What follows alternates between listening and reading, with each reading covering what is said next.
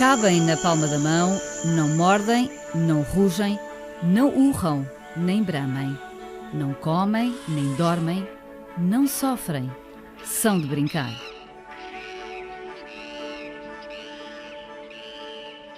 Quando eras mais nova, brincavas com estes animais?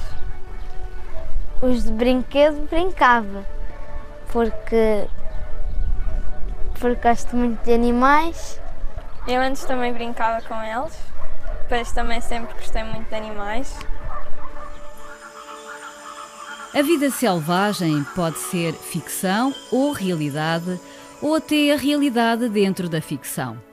Quem não se encanta de ver, a poucos metros de distância, um leão, uma girafa, um gorila, um rinoceronte, um golfinho ou um leão marinho, como se estivessem num palco.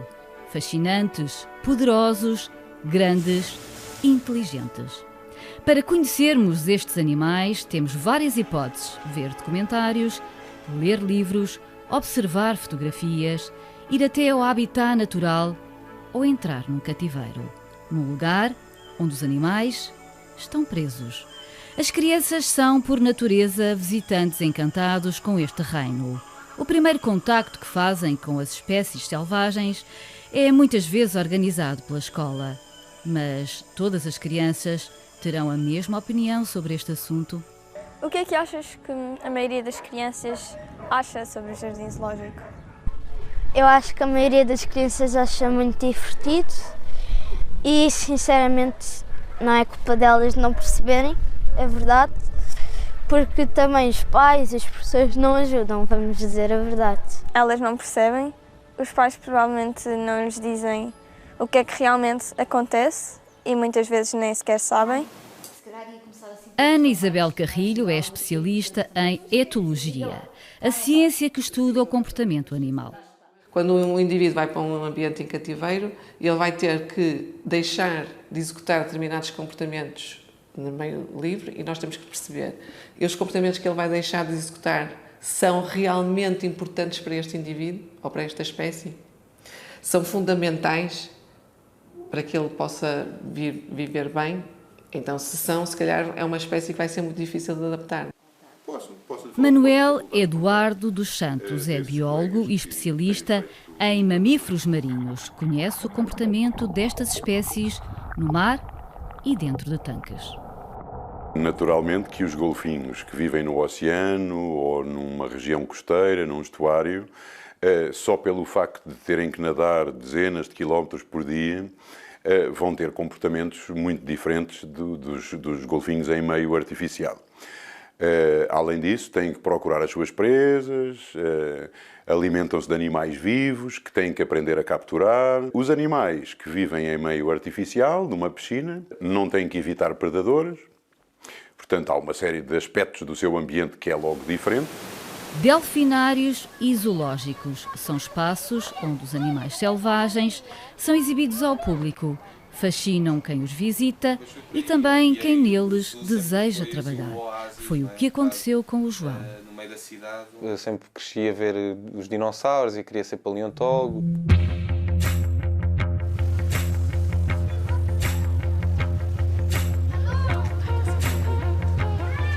Mas acabou por ser biólogo, porque os dinossauros já morreram e estudar história não o cativava. O zoo sempre foi assim, o oásis, não é? Um bocado no meio da cidade, onde eu teria mais esse contacto com os diferentes ecossistemas, não é? Dava uns passos, de repente estava em África, se calhar dava outro, já estava na Ásia. E eu lembro-me perfeitamente de ir em criança lá e assim, entusiasmadamente perguntar assim às pessoas: como é que eu posso vir trabalhar para aqui? E já nessa altura os tratadores me diziam: tu não queres vir trabalhar para aqui. Mas entrou entusiasmado, tornou-se desconfiado e acabou decepcionado. Começou como auxiliar de serviços gerais no delfinário e terminou no palco com leões marinhos. Quando há alguém que realmente ama a sua profissão, o mesmo encanto teve Miguel, que preferiu ocultar a identidade. Miguel, por que é que decidiu ir trabalhar para um delfinário? Sempre foi o que eu quis fazer. Nunca imaginei outra coisa para a minha vida. Como é que interpreta o conceito de bem-estar animal no espaço onde trabalhou? Ele é praticado sempre? Não, de todo. Miguel passou de treinador de golfinhos a ativista. Qual é a sua percepção?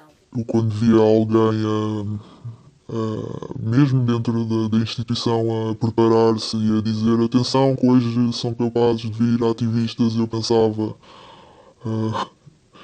nunca imaginei chegar ao ponto de pensar, se calhar devia estar do lado deles. Cativeiro circense não é educação! Cativeiro circense! Já não trabalha no delfinário, mas recorda o que viu.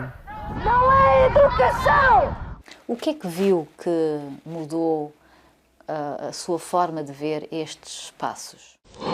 De tudo um pouco. Portanto, mães a serem separadas de crias abruptamente, sem qualquer desmame. Conseguiu alguma vez sentir em si o sofrimento destes animais? Conseguia, principalmente quando assistia às mães a ficarem sem os filhos. Separavam mães de crias só porque estava a neca da mãe a engravidar outra vez, porque rendia ter uma mãe de golfinho grávida, porque interessa é ter golfinhos a nascer. E apesar de se perguntar, mas porquê nesta altura? Porque supostamente uma cria de golfinho fica mais do que 2 anos com uma mãe. As pessoas ficam ainda ofendidas e dizem que se calhar não estás no trabalho certo. Tínhamos piscinas de apoio para onde iam as mães grávidas ter os bebés. E os machos voltavam para piscinas de apresentação, continuar a fazer os trabalhos de apresentação. São 2 zonas distintas, uma para os shows e outra reservada. A primeira coisa que nos diziam logo mal nós entrávamos lá é que era especialmente proibido fotografar todas as instalações interiores. Diogo Horta foi diretor de comunicação do Zumarino. Trabalhou durante 15 anos no parque temático a gerir a informação que saía para os média. É uma área que é visível ao público. A parte de trás é uma área que é muito secreta, ou seja, é uma área que tem muros muito altos, com 2, 3 metros de altura, talvez até mais. Quase ninguém está autorizado a ir a essas áreas e tem tanques muito pequenos, ou seja, tem tanques com um diâmetro de 4, 5, 6 metros e normalmente é onde, quando há um golfinho que está grávido ou um golfinho que precisa um bocadinho mais de atenção da parte dos treinadores, é aí que ele costuma ficar. Quando eras mais nova, ias ver os golfinhos nos tanques e nas piscinas? Ia, porque quando eu era pequena eu ia até elas, ia passar lá no zoológico e gostava muito de ver os animais, principalmente os espetáculos dos golfinhos. Gostava de ver eles a saltarem naqueles tanques gigantes, mas agora que percebo que eles são forçados a fazerem coisas que não querem, sinceramente já não me faz sentido ir ver espetáculos com golfinhos e outros animais. E tu? Eu também ia quando ia a parques aquáticos, como o Zumarino, e sempre quis nadar com eles e gostava imenso de os ver a saltar. E agora, como tu, também percebo que são forçados, são treinados e não querem fazer provavelmente nenhuma daquelas coisas que são forçados a fazer. Aquilo que se apresenta ao público é novamente aquela parte bonita, aquela parte do conto de fadas, da relação de amor que existe entre os treinadores e os animais, que os animais são muito felizes por viverem em tanques. E o que se passa nos bastidores não espelha bem essa realidade, ou seja, espelha uma piscina mais pequena, por vezes com alguns instrumentos que são menos simpáticos, como por exemplo uma vara de maneio, que é aquilo que é usada para o treino dos golfinhos, que normalmente os golfinhos seguem essa vara, por exemplo. João exemplifica a dimensão dos tanques reservados no parque onde trabalhou. As dimensões desse tanque deve ser, imagina, mais pequeno. É mais pequeno que esta sala, sim. as piscinas onde vivem mamíferos marinhos são sempre muito pequenas para aquilo que deveriam ser idealmente. Por maiores que se expandam as piscinas e as empresas e as instituições que têm piscinas destas, naturalmente que querem sempre expandir as dimensões das suas instalações. Mas será sempre muito pequeno para estes animais. Por exemplo, no caso dos João representa aqui alguns comportamentos que observava. Estavam sempre assim aos círculos e a projetarem-se, tanto aquilo, nem dava muito, eles bem que se projetavam assim também nas paredes até, tipo assim com a joratana, projetavam-se assim nas paredes, aquilo nem dava para fazer o movimento completo da natação, e depois já para não dizer que a natação tinha que ser sempre em curva, portanto imagina o que é estar sempre a andar assim o dia todo, não é? Porque eles não conseguiam ir a direito, aquilo era um quadrado, eles tinham que estar sempre assim, não sei, eu acho que não deve ser nada confortável uma pessoa estar sempre assim a andar para o mesmo lado. Até há pouco tempo pensávamos que o bem-estar animal ficava restrito a nós garantirmos a saúde do animal e a sua capacidade reprodutiva. Hoje em dia, não é? Para além desta área importantíssima, também consideramos a área que é o seu comportamento natural e o seu estado mental. Sofrem estes animais ou não? Esta pergunta assim direta. Sim. Bem, eles têm uma grande capacidade de sofrimento, evidentemente. Como quaisquer mamíferos, têm uma grande capacidade de sofrimento.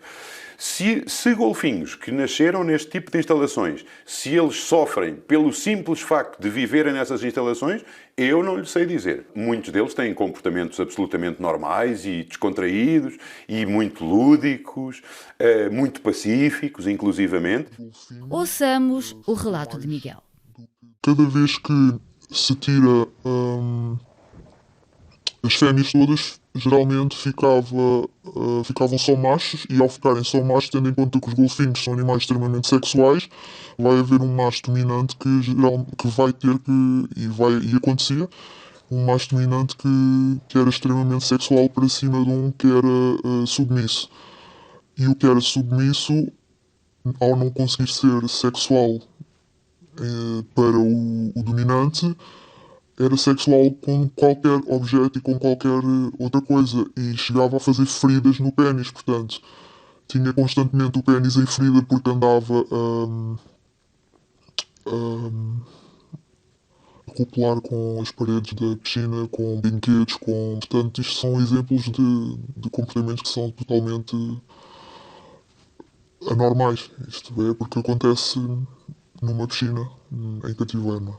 Não sofrem de fome, não sofrem de parasitas e doenças, mas podem sofrer de tédio, sim senhor, e podem sofrer bullying ou podem sofrer outras situações sociais que as instituições têm que as instituições e os seus treinadores e os seus médicos veterinários têm que atender. A vossa primeira manifestação foi quando? Fernando Ronberg é biólogo marinho, ativista e fundador do movimento Empty the Tanks Portugal, que pertence ao movimento internacional que luta pelo fim dos delfinários, tal como hoje estão concebidos. Espetáculos indecentes! Imagina, é um animal que tem uma consciência brutal de onde está e do que é, do seu próprio eu, não é? E daquilo que o rodeia. É um animal que está frustrado, é um animal que tem agressividade e muitas vezes até depressão. Claro que a indústria vai negar isso, mas há relatos de que os golfinhos em cativeiro tomam antidepressivos. A organização Empty the Tanks Portugal publicou uma prescrição de um ansiolítico. A receita tem o logotipo do Jardim Zoológico de Lisboa. O Linha da Frente revela testemunhos que confirmam a prática.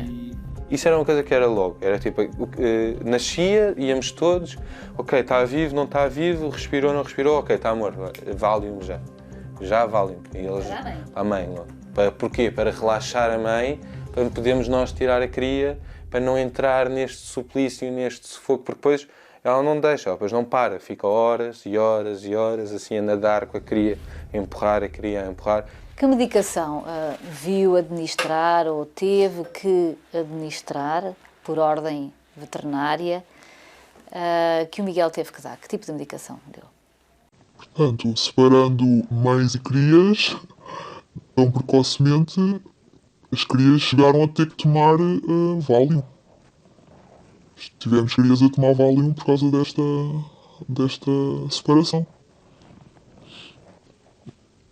Mães da mãe, não é? Porque tínhamos mães que já tinham ficado com problemas de saúde, depois de ter perdido crias sucessivamente, tinham ficado sempre meio debilitadas de saúde. Miguel e João confirmam a administração de benzodiazepinas. O professor Manuel suspeita.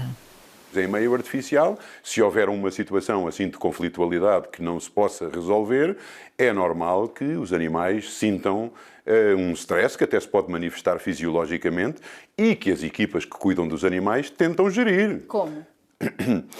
Para já, fazendo o maneio dos grupos, não é? E evitando que haja animais que estejam obrigados a conviver na mesma piscina com outros indivíduos com os quais está a haver uma sucessão de eventos agressivos que nenhum deles pode evitar, digamos assim, espacialmente. Do ponto de vista veterinário, pode existir a administração de alguma medicação que controle essa ansiedade ou não?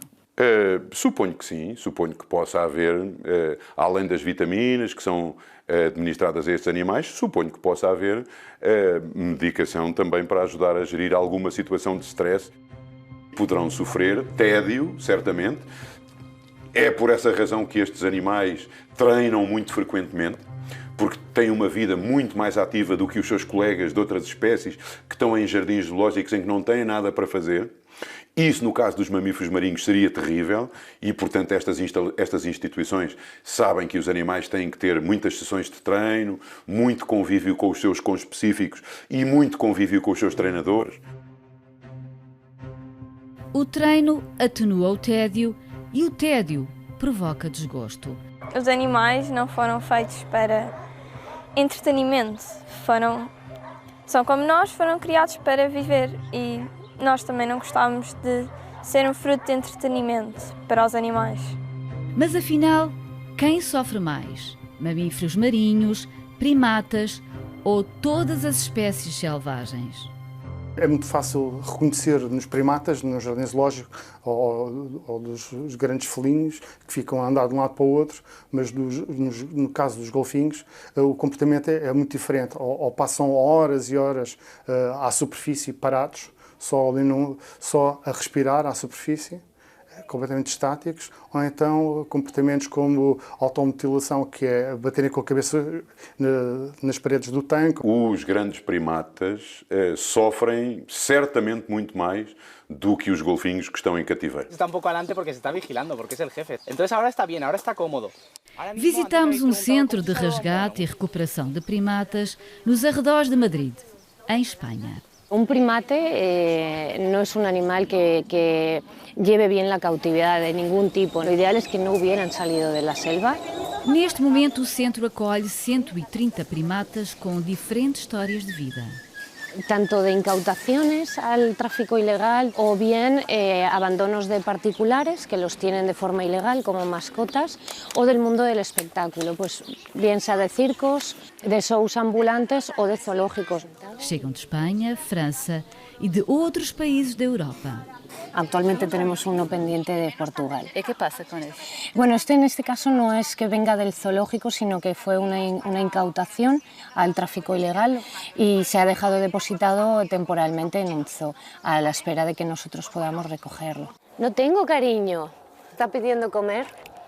Este es Boris, que te estaba contando. Boris começou num circo e passou por vários jardins zoológicos em Espanha.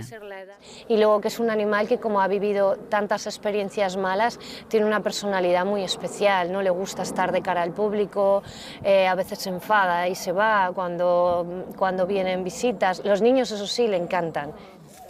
Hola, ya cariño, ya. Se pone un poquito nervioso él, ¿sí? Porque es uno de los chimpancés que tenemos con más trastornos psicológicos y es un animal muy inseguro, entonces cuando ve a personas que no conoce se suele poner un poco nervioso. Las capacidades cognitivas de los chimpancés pueden llegar a las de un niño de 6-7 años.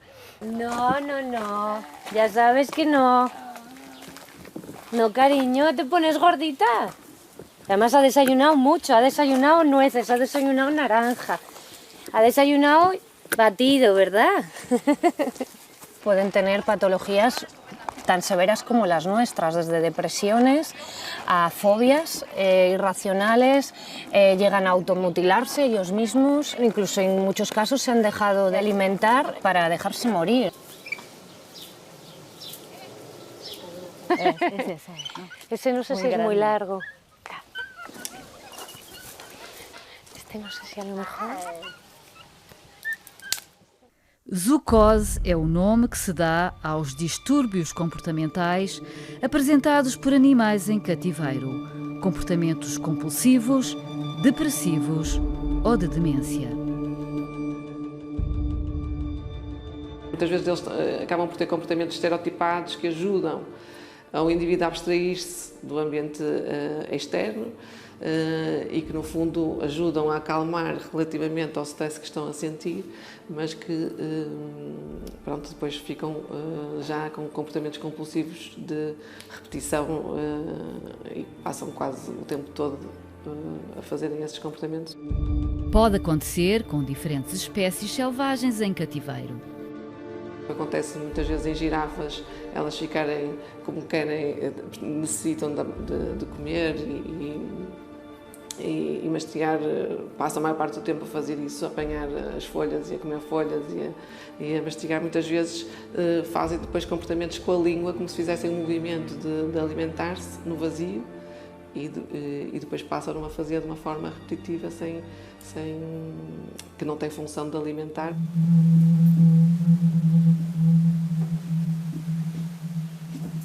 Também em Madrid estivemos com a fotógrafa, professora e ativista Stella de Castro. Durante 3 anos, Stella entrou em zoos de Madrid, no de Barcelona e no de Valência. E o que fez juntamente com um colega? Fotografaram e filmaram o tédio das espécies em cativeiro. Es que es una tristeza tan profunda, de verdad. Es que dices, ¿qué delito ha cometido un oso, o un león, o un tigre, una jirafa, para estar aquí encerrados, ¿no? ¿Cuál es su delito, no? Simplemente su belleza, ¿no? Los encerramos para mirar su belleza. A convite do projeto espanhol Capital Animal, onde participaram 100 artistas, Stella retratou o tema da denúncia e os comportamentos alterados dos animais selvagens em cativeiro. Esto es el oso que te contaba antes, que tiene la zoocosis. Entonces llega hasta aquí, se sube, llega hasta aquí, se sube, vuelve y hace el mismo recorrido todo el tiempo, ¿no? Todos los días, todo el día. Prácticamente todos tenían zoocosis, ¿no? Algunos más, otros menos. Yo creo que unos son más conscientes de que están encerrados, otros, bueno, están un poco ahí, pero ves sobre todo la tristeza en los animales. Yo cuando estuve yendo al zoo escuchaba a algunos padres ver algún animal que tenía zoocosis, ¿no? Que le veías de lado a lado así, pum, pum. Y entonces había algunas personas que decían, qué mal se ve a este animal, ¿no? Este animal está sufriendo. Pero al niño le decían, mira qué bonito el leopardo, ¿no? Y luego por detrás decían, entonces, ¿por qué mientes a tu hijo? ¿Sabes? Como, ¿por qué se miente a los niños y a las niñas? O que é que dizem os adultos e os professores e as pessoas que tu conheces sobre o jardim zoológico? O que é que te falam sobre isso? Quando falam, normalmente gostam de ir ver, gostam de ser entretidos pelos animais, ir ver. Muitas visitas de estudo para ir ver o jardim zoológico. A mim estão-me sempre a dizer que o zoológico é para proteger os animais y que serve para eles no estar en extinción. Y los delfines que, bueno, viven en piscinas. Yo siempre digo, los delfines no necesitan que nadie les conserve, ya tienen el océano para vivir. Posso dizer que já talvez no final desses 15 anos, já a minha percepção era de que o cativeiro de animais não deve acontecer, ou seja, nós estamos aqui nós somos parte da natureza, nós temos a capacidade de poder dominar as outras espécies, somos mais inteligentes, somos mais fortes, mas não devemos usar essa capacidade. Comecei a perceber que, acima de tudo, prevalecia o negócio. Ou seja, os objetivos eram sempre de ter mais lucro. Diogo afirma que no espaço onde trabalhou, os golfinhos estavam a fazer 30 mil apresentações por ano e a tirar 100 fotografias por dia. Um animal não devia ser sujeito a fazer uma apresentação após fazer uma broncoscopia. Porque não há mais animais para a apresentação, portanto faz e acabou. Vê-se aqui os vincos, vê-se rugas em zonas do pescoço, que na verdade não é bem no pescoço, mas aqui por trás do crânio, por trás do espiráculo. Vê-se aqui umas marcas que não são normais em golfinhos naturais, porque eles estão constantemente a fazer isto assim, quer seja para receberem toda a atenção e todo o reforço e tudo mais, como para verem o que é que se passa cá fora. Em espaços confinados, a partilha é uma constante. A transmissão de uma doença pode acontecer. Em 2020, o European Respiratory Journal publicou um artigo da autoria de investigadores portugueses onde confirma a transmissão a um humano da micobactéria Pinnipedi, causadora da tuberculose em mamíferos marinhos. Um tratador de leões marinhos de um jardim zoológico português adoeceu com tuberculose porque partilhava o dia-a-dia com um animal. Campanhas, movimentos nacionais e internacionais e manifestações ainda tímidas apelam a um novo modelo. Aquilo que nós queremos, e estamos a trabalhar nesse sentido, não é fechar as empresas, nem o Zoomarino, nem o Jardim Zoológico de Lisboa. A nossa experiência diz-nos que podemos fazer aqui uma parceria em ajudar estas empresas privadas em reabilitar estes animais, porque acreditamos que o modelo existente é um modelo obsoleto, em que o bem-estar animal não é respeitado, a dignidade do animal não é respeitada. Acredita que os santuários sob observação de veterinários são a solução. O biólogo Manuel Eduardo dos Santos também defende a criação de santuários.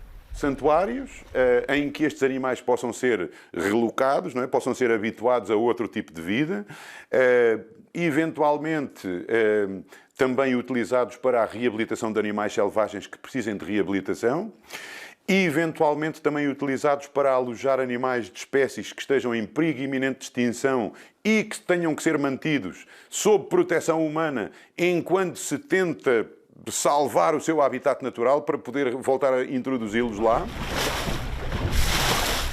Devolver uma espécie à natureza é conceder a liberdade, mas mais uma vez os humanos podem ser o predador mais perigoso. Golfinhos ruazes têm encalhado nas praias portuguesas vítimas de tortura ou de má sorte. Observamos amputações de membros, ou seja, principalmente a barbatana caudal, ou seja, a parte final do animal, mas também as barbatanas peitorais. São zonas em que os animais ficam presos nas redes e para se poderem, ou seja, para os pescadores os poderem libertar das redes, acabam por proceder à amputação destas zonas. Eles têm uma pele muito frágil que acaba por facilmente ficar marcada com impressões paralelas correspondentes às redes e também a nível interno, ou seja, estes animais, na maioria dos casos, acaba por sofrer uma morte por asfixia. Miguel Grilo, veterinário e coordenador da rede de arrojamentos de Lisboa e Val do Tejo, recebeu desde 2021 115 alertas. Um quarto das situações dizem respeito a golfinhos que ficaram presos nas redes. É preciso arranjar soluções que façam com que a situação não ocorra. Os golfinhos mutilados acabam por morrer, mas parecem sempre felizes, mesmo quando estão mortos. A expressão facial de um sorriso permanente, à semelhança do sorriso humano, é uma ilusão. Este golfinho ruaz está morto, não resistiu. Se mantivermos estes espetáculos, vamos eternizar estas espécies dentro de piscinas. Faz sentido para si manter ou não? Olha, Há coisas que não fazem sentido absolutamente nenhum e que com certeza que vão mudar nas sociedades, pelo menos, enfim, em países como os da Europa, vão mudar certamente. Estas piscinas confinadas de betão irão ser substituídas por santuários de grandes dimensões, em que o público fica a observar os animais à distância e acabam aqueles números ainda com aquele sabor circente da cambalhota e toma lá um peixinho. Isso, naturalmente, que vai ser substituído por outro tipo de apresentações que dignificam mais os animais e que têm muito mais valor pedagógico para o público. Alguns delfinários espalhados pelo mundo fecharam portas. Já aconteceu em Itália, Espanha, México. Jardins zoológicos também. E hoje a gente está aqui no Parque Zoológico de Buenos Aires, que hoje já não é mais um zoológico, hoje é um ecoparque. Recentemente ele passou por um ajuste e agora o propósito principal aqui do antigo zoológico, que não é mais zoológico, é ser referência na conservação dos animais.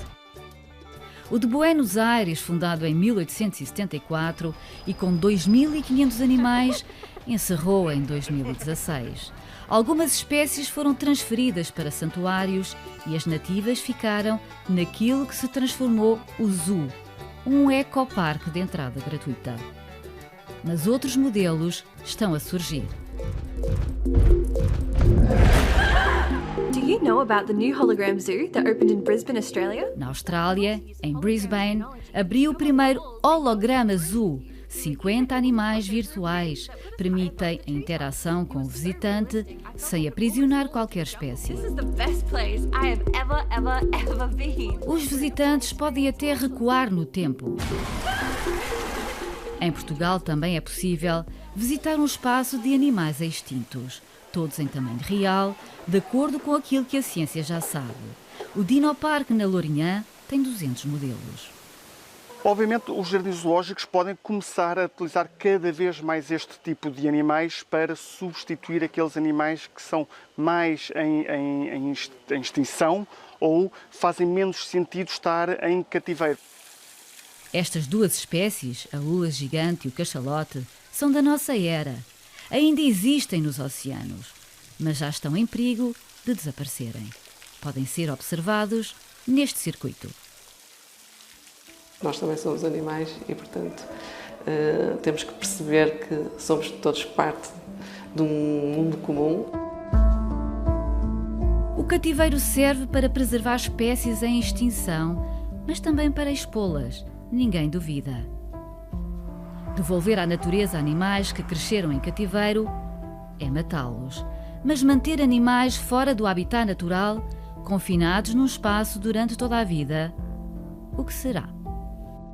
Um jardim zoológico do futuro, e isto aplica-se também aos delfinários e aos santuários, um jardim zoológico do futuro é um jardim zoológico em que na bilheteira, quando uma pessoa compra o seu bilhete, lhe emprestam um par de binóculos. O que é que tu achas dos jardins zoológicos que se usa binóculos para ver ao longe? Eu acho que é exatamente a mesma coisa, mas acho que é fixe também ver os animais que estão longe, ver de perto. E tu? Eu concordo, porque, por exemplo, há animais que não se pode mesmo aproximar, por exemplo. Assim, talvez não fiquem muito estressados de nos ver. Pois, isso mas mesmo assim vai dar ao mesmo. Acho eu, é a minha opinião. Qual é a solução disto?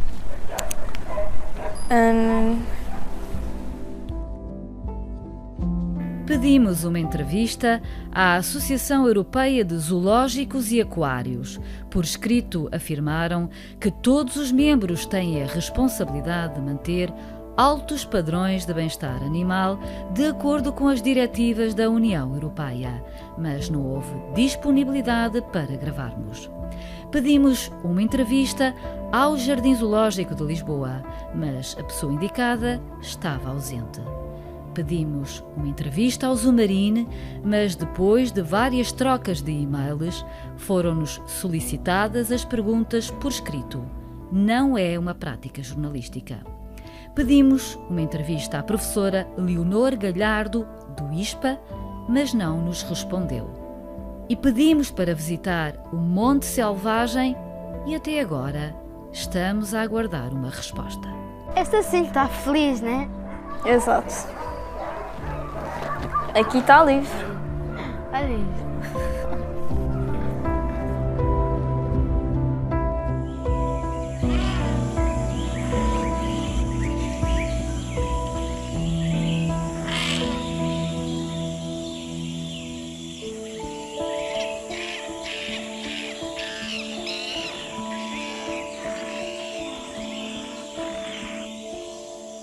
Esta reportagem está disponível em rtp.pt.